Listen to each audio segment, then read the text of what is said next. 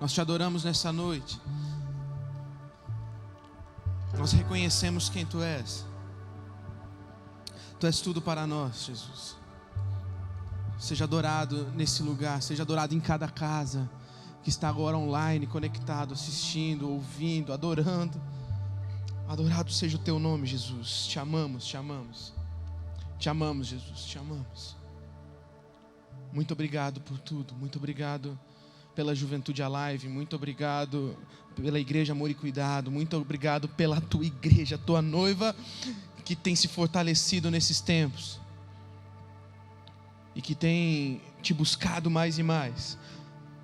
Estamos com fome, sede, mais e mais e mais e mais do Senhor.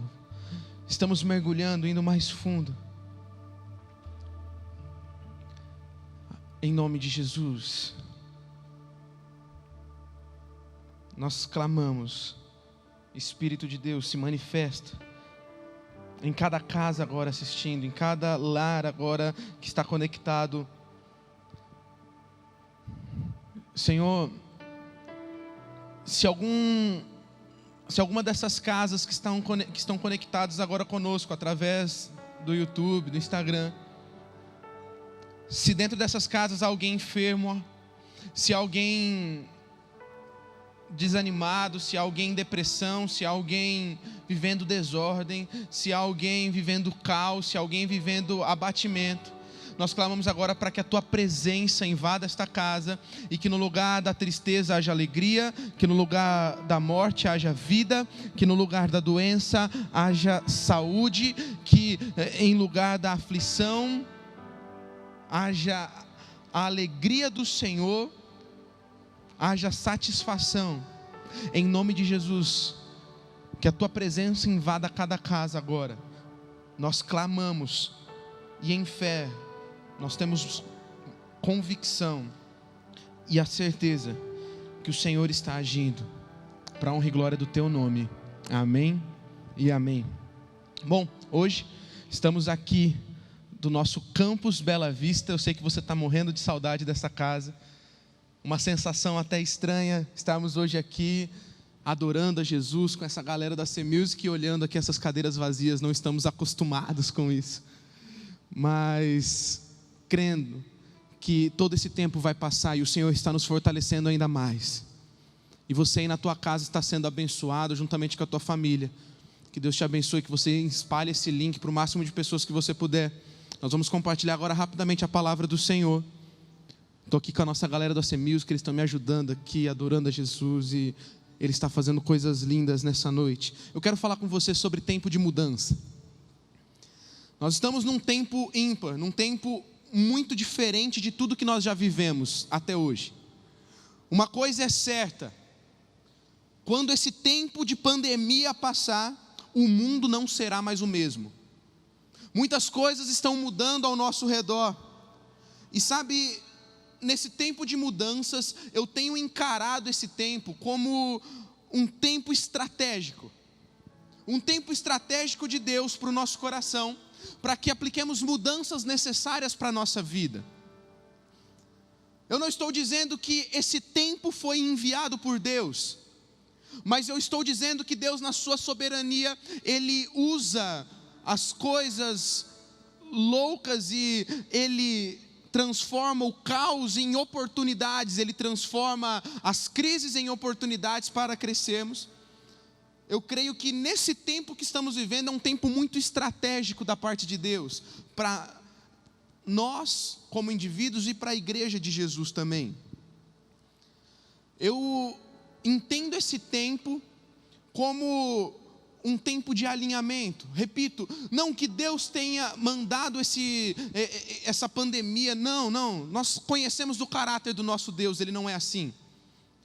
Mas através de tudo isso que tem acontecido, eu creio que o Senhor esteja usando deste tempo como um tempo técnico, um tempo onde Ele está nos instruindo para voltarmos ao jogo.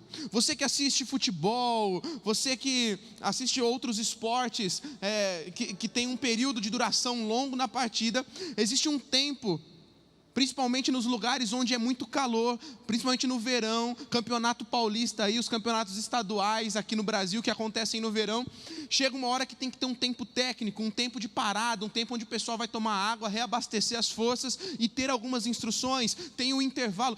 Eu creio que esse tempo que estamos vivendo é um tempo técnico, é um tempo de mudanças, é um tempo onde precisamos parar, refletir, pensar e entender que muita coisa não vai voltar igual. Portanto, eu creio muito que esta hora que estamos vivendo é a hora mais propícia para mudarmos algumas coisas. Por exemplo, esse é um tempo para você mudar a tua mentalidade. Romanos capítulo 12, versículo 2, não imitem o comportamento e os costumes desse mundo, mas deixem que Deus os transforme por meio de uma mudança em seu modo de pensar, a fim de que experimentem a boa, agradável e perfeita vontade de Deus para vocês. Esse texto você conhece muito bem, ele fala sobre metanoia, ele fala sobre mudança de mentalidade. Ou como muitos dizem hoje, né, na linguagem de hoje, é mudar o seu mindset. Muitos têm falado sobre isso, mudar o que você pensa, mudar a forma como que você encara as coisas e a realidade. Sabe, eu creio que Deus está nos levando nesse tempo a mudar um pouquinho a forma como pensamos, a mudar a forma como a nossa mente tem se comportado em relação às questões que estão à nossa volta.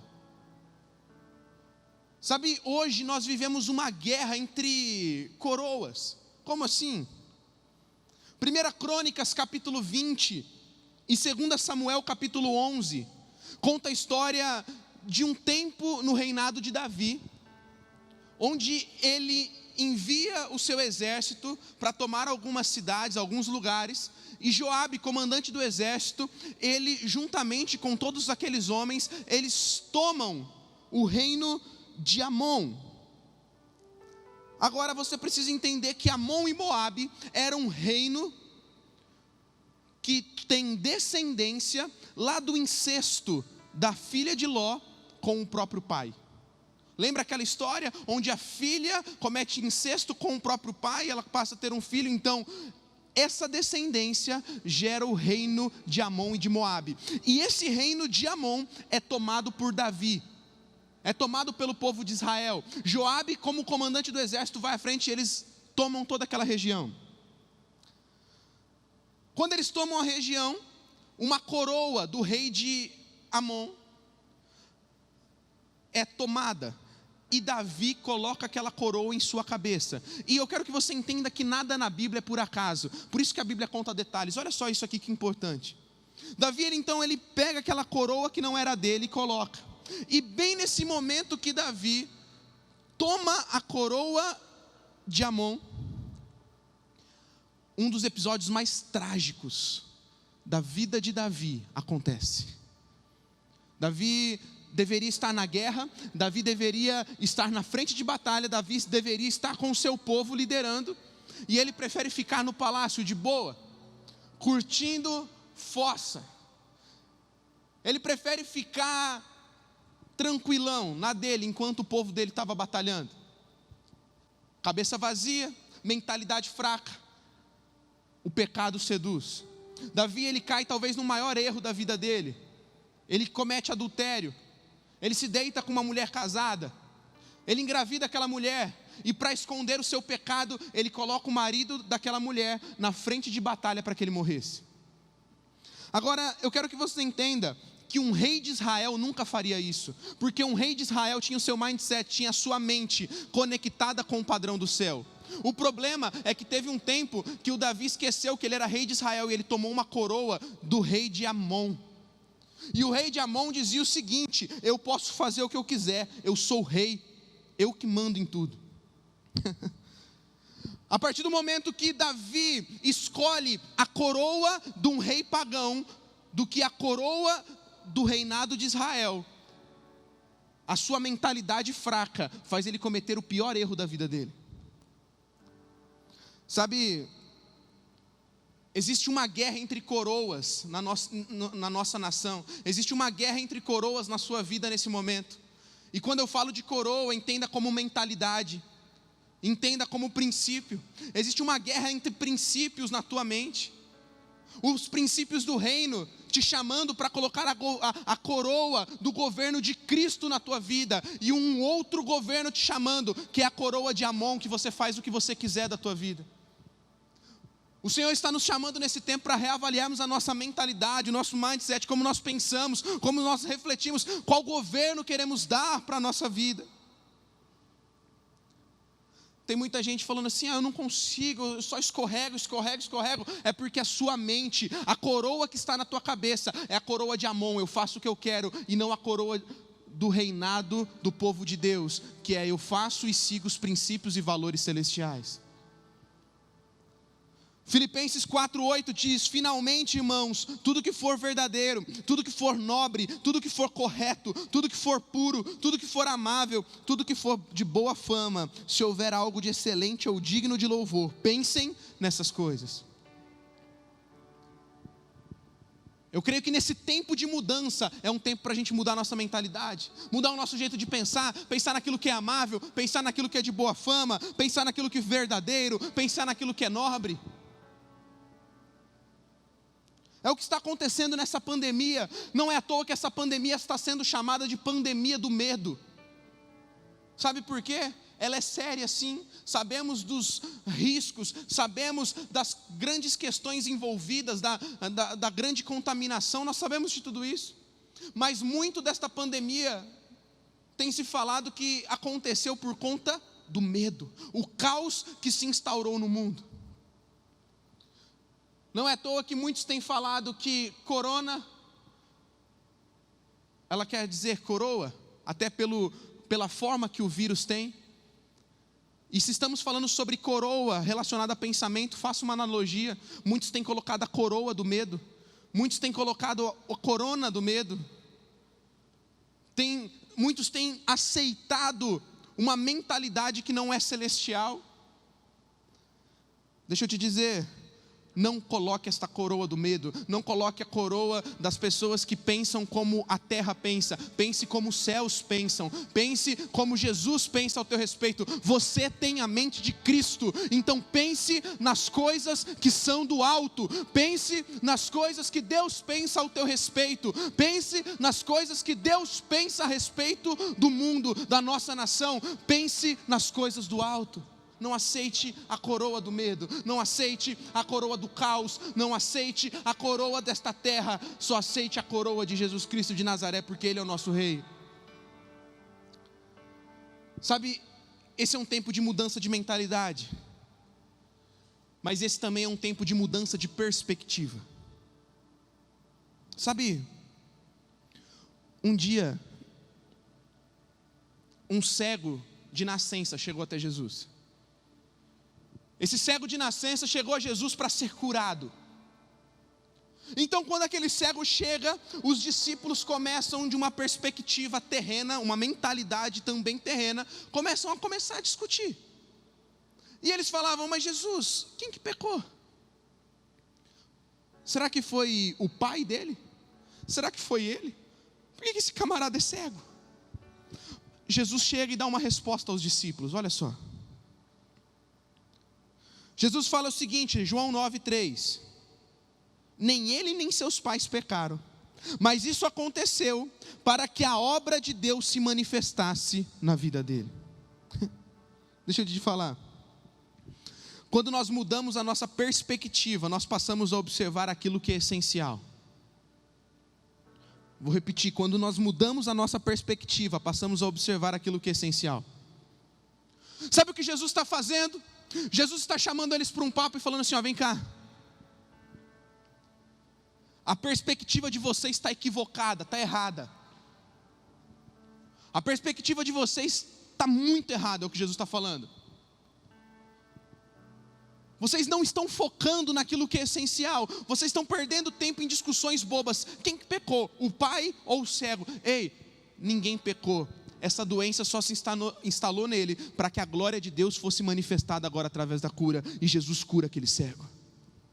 Giovanni, por que você está falando isso? Porque nesse tempo técnico, nesse tempo de mudanças, o Senhor está nos levando a mudar a nossa perspectiva e focar naquilo que é essencial.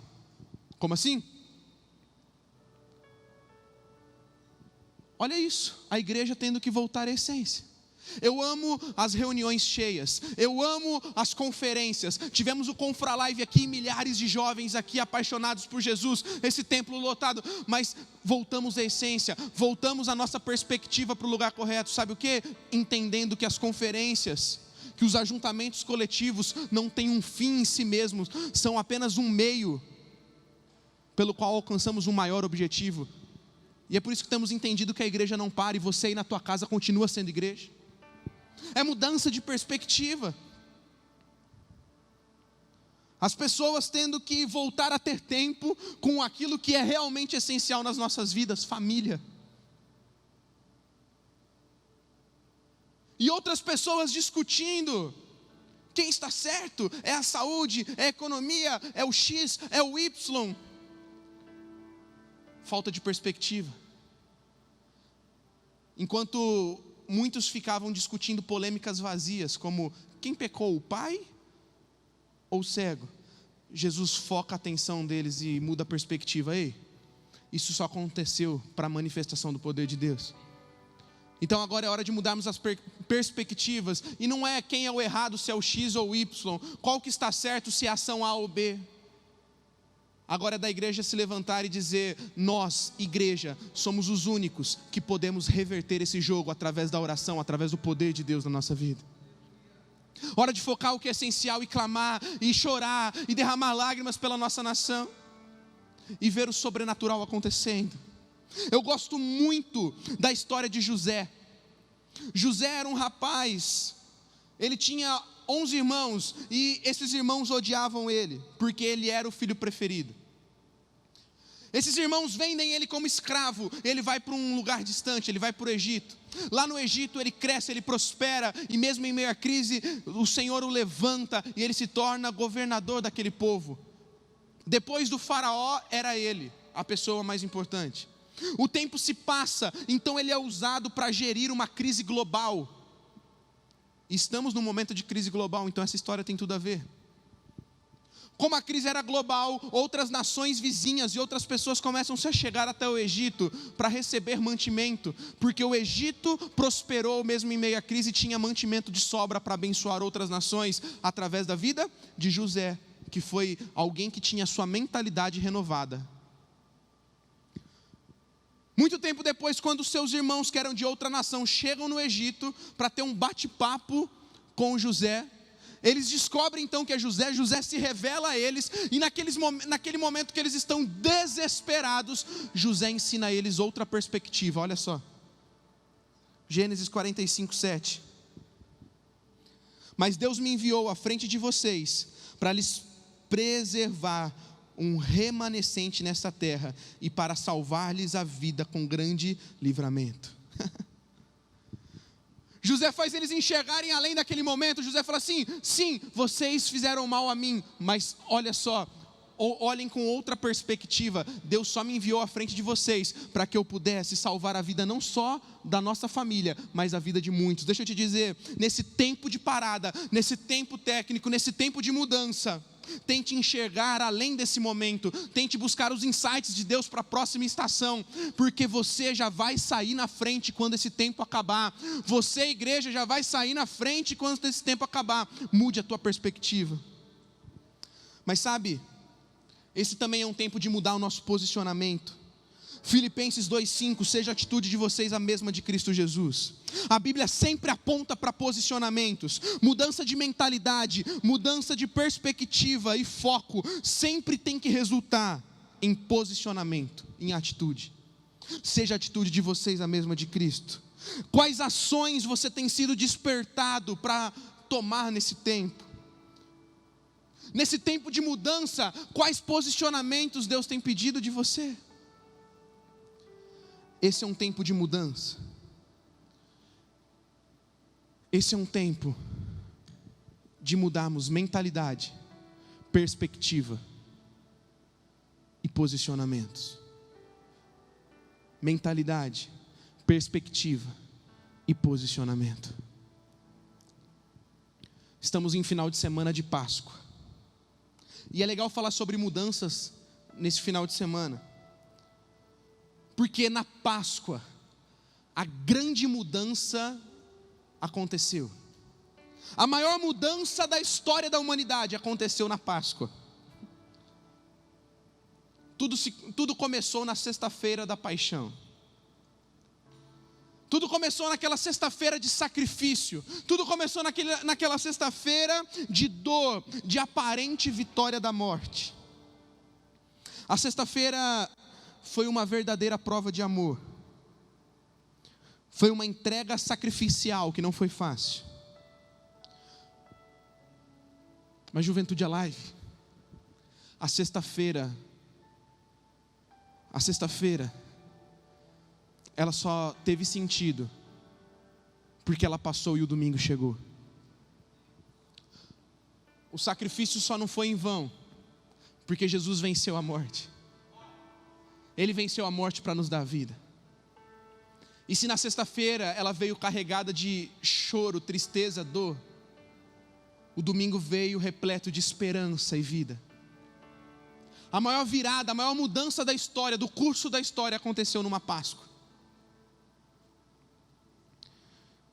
Ei, ontem foi sexta-feira, mas amanhã é domingo. E o domingo vai chegar sobre a tua casa. Eu vejo muita gente duvidando do que foi profetizado sobre 2020, sobre o que foi profetizado sobre a década. Era a mesma forma que muitos olhavam para a profecia de Jesus e olhavam ele na cruz. Muita gente olhava, uai, não profetizaram que esse era o Salvador, ele está morto. Não profetizaram que 2020 ia ser incrível, que a década ia ser demais, parece que está morta. Só tem dor, só tem sofrimento. Olha só, Hebreus capítulo 10, eu vou encerrar. Hebreus 10, 35 e 36, por isso não abram mão da confiança que vocês têm, pois ela será ricamente recompensada. Vocês precisam perseverar, de modo que quando tiverem feito a vontade de Deus, recebam o que Ele prometeu. Ei, a tua confiança, a tua perseverança tem que estar em Deus, porque o domingo vai chegar sobre a tua casa. Tem gente perguntando, mas e o pico da contaminação vai chegar? Eu não sei, mas eu sei que o pico do favor de Deus sobre o Brasil e sobre a tua casa está por vir, está por chegar. Eu sei que o pico do favor de Deus sobre o teu lar está por chegar. Eu sei que o pico do favor de Deus sobre a igreja está por vir. Eu já posso ver multidões e multidões se achegando a Jesus, se rendendo a Jesus, porque entenderam que Ele é mais forte que a morte, que Ele é mais forte que a coroa do medo, que a coroa dos pensamentos dessa terra, porque existe uma coroa que está sobre Ele, de um reino inabalável. Sabe, nesse tempo, Deus está abalando as coisas que são abaláveis, para só aquilo que é inabalável permaneça em pé, e o que é inabalável é o reino do nosso Senhor Jesus Cristo. Se entrega para Ele nessa noite. A tua casa pode estar uma sexta-feira escura, cheia de dor e sofrimento. O mundo pode estar em uma sexta-feira escura e cheia de sofrimento. Mas o pico do favor de Deus está chegando. O domingo está chegando sobre a tua casa. A ressurreição e a vida está chegando sobre o teu lar. A ressurreição e a vida está chegando sobre o Brasil. Em nome de Jesus, entrega a sua vida a Ele nessa noite.